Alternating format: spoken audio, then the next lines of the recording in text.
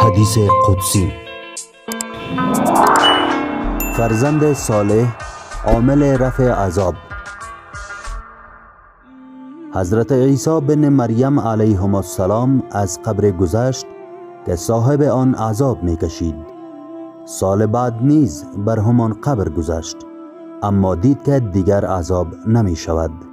عرض کرد: پروردگارا، پارسال که از این گور گذشتم صاحبش را عذاب می کردند، امسال که می گذرم عذابش نمی کنند.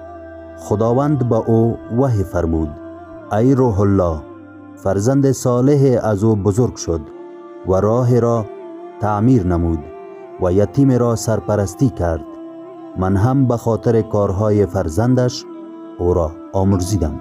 وسایل الشیعه، جلد 11، صفحه 560.